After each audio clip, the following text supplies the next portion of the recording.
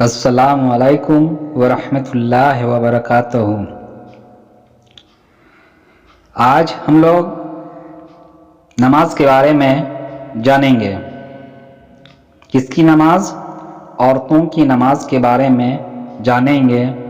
یوں تو مردوں کے نماز کے بارے میں ہم لوگ سبھی اچھی طرح جانتے ہیں کہ ایک مرد کس طرح سے نماز ادا کرتا ہے، ان کے طور طریقے اور پوری سنتوں کو تو جانتے ہیں، لیکن ایک عورت کو نماز کس طرح سے پڑھنا چاہیے اور ان میں مرد اور عورت میں کیا فرق ہوتا ہے ان کو جاننے کی کوشش کرتے ہیں۔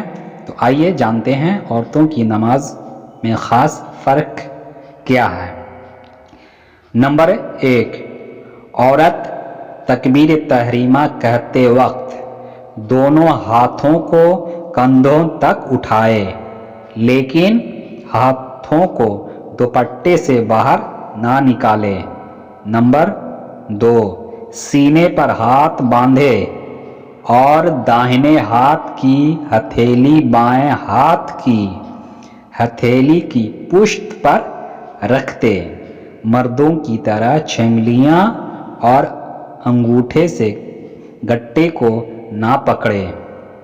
نمبر 3، رکوع میں کم جھکے اور دونوں ہاتھوں کی انگلیاں ملا کر گھٹنوں پر رکھتے، انگلیوں کو کشادہ نہ کرے، دونوں بازو پہلو سے خوب ملائے رکھے اور دونوں پیروں کے ٹخنے بالکل ملا دیں۔